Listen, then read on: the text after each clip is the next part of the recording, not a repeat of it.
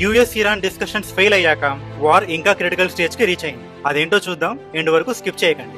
ఇస్లామాబాద్ లో 21 hours discussions జరిగినప్పటికీ fail అయ్యాయి. Main reason US Iran nuclear weapons ని డెవలప్ చేయకూడదు అని కండిషన్ పెట్టారు. బట్ ఇరాన్ ఒప్పుకోలేదు. ఇప్పుడు యుఎస్ స్ట్రైట్ ఆఫ్ హార్మోజ్ ని 15 నేవీ వార్ షిప్స్ తో బ్లాక్ చేశారు. దీంతో ఇరాన్ పోర్ట్స్ కి షిప్స్ వెళ్లడానికి అక్కడ నుంచి రావడానికి అలో లేదు. ఇరాన్ యుఎస్ వార్ షిప్స్ పైన స్ట్రాంగ్ యాక్షన్ తీసుకుంటామని చెప్పారు. ఈ రూట్ లో గ్లోబల్ 20% ఆయిల్ రేట్ జరుగుతుంది. దీంతో చైనా కూడా చాలా ప్రాబ్లం. రీజన్ ఇరాన్ 80% ఆయిల్ ని చైనానే కొంటున్నారు అండ్ ఇరాన్ కూడా చైనా మనీ పైన డిపెండ్ అవుతుంది.